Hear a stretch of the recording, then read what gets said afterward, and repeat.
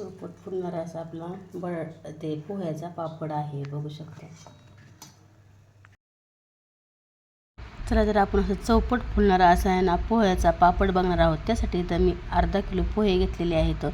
हे चांगले स्वच्छ करून घ्यायचे आहेत, आपल्याला चाळून घ्यायचे आहेत. म्हणजे त्यात काय असं खराब काहीतरी असं पीठ वगैरे काहीतरी असतं ते सगळं काढून टाकायचं, चांगलं चाळून घ्यायचं आपल्याला ते. आता हे छान मी भाजून घेत आहे पोहे. तर मी अर्धा किलो पोहे घेतले. त्यासाठी आता हे जिरं आहे ना, जिरं पावडर करायचे आहे. मी मिक्सरमधून बारीक करून घेणार आहे जिरं. एकदम बारीक गॅसवर असे कडक पोहे भाजायचे आहेत आपल्याला. आता मस्त आपले पोहे भाजून झालेले आहेत. छान ह्याला थंड होऊन द्यायचं. नंतर मग मिक्सरच्या भांड्यात टाकून थोडं थोडं करून ह्याचं आपल्याला काय करायचं, पीठ बनवायचं आहे. आता ते मी सगळं बारीक करून घेतलं आहे. आता आपण नंतर ह्याला एका चाळणीने चाळून घ्यायचं आहे हे पीठ. तसंच डायरेक्ट मिक्सरमध्ये काढलं की तसंच नाही घ्यायचं, डायरेक्ट आपल्याला चाळून घ्यायचं आहे. आता हे आपण मोजून घेऊ. आता किती भरते ते बघू. आता इथं बघू शकता एक डब्बा आपल्याला गच्च भरलेला आहे. आता ह्याचप्रमाणे आपल्याला 2 डब्बे पाणी ठेवायचं आहे, आधण्यासाठी ठेवायचं आहे. हे परफेक्ट प्रमाण आहे. आता हे बघू शकता मी इथे 1 आणि हा 2 बरोबर. इथं मी 2 डब्बे पाणी घेतलं आहे आपलं आधण्यासाठी. हे परफेक्ट प्रमाण आहे. आता इथं काय काय घेतलं आहे मी, जिरं पावडर घेतली आहे, पुन्हा लाल तिखट घेतलं आहे, पापड खार घेतला आहे 1 चमचा पोह्याचा आणि 1 चमचा मीठ घेतलं आहे. आता हे आपल्याला काय करायचं, आधनात टाकून घ्यायचं आहे. छान ह्याला आधन आलं की चांगलं उकळी आली की नंतर आपल्याला हे पीठ टाकून त्यात वैरायचं आहे, बघू शकता. छान ह्याला एक मिक्स करून घ्यायचं आहे आपल्याला. ह्याच्या गाठी ह्या सगळ्या आपल्याला फोडून घ्यायच्या आहेत. एकजीव सगळं करून घ्यायचं म्हणजे एक सगळा मसाला एकजीव होतो आणि मस्त आपलं मिश्रण पण तयार होतं. तर बघू शकता परफेक्ट प्रमाण झालेलं आहे पाण्याचं. अजिबात आपल्याला पाणीवरती लागलेलं नाही आहे, म्हणून तुम्ही असंच घ्या. 1-2 घ्यायचं आहे.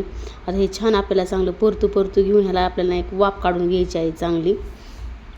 10-15 मिनटं ह्याला असं झाकून आपण ठेवायचं आहे.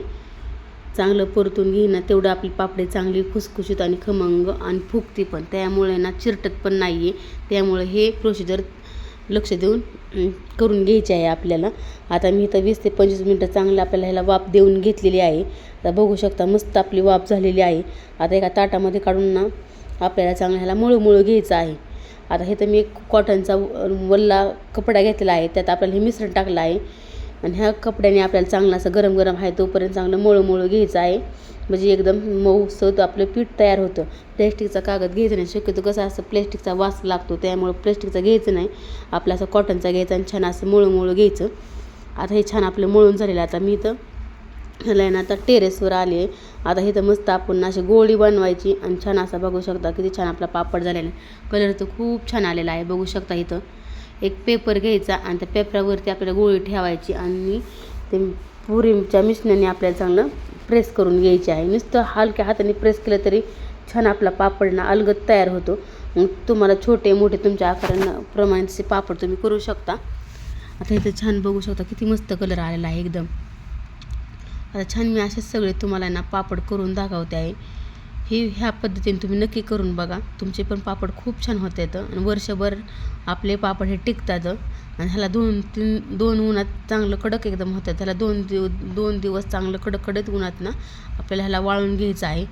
आता माझे सगळे मी पापड करून घेते. आता इथं माझे सगळे अख्खे पापड झालेले आहेत, बघू शकता. इथं मस्त अर्धा किलोमध्ये आपले नाही मिळेल तरी 50-60 पापड आपले आरामशीर होऊन जातात, बघू शकता. आता मस्त ह्याला किती कलर छान आलेला आहे.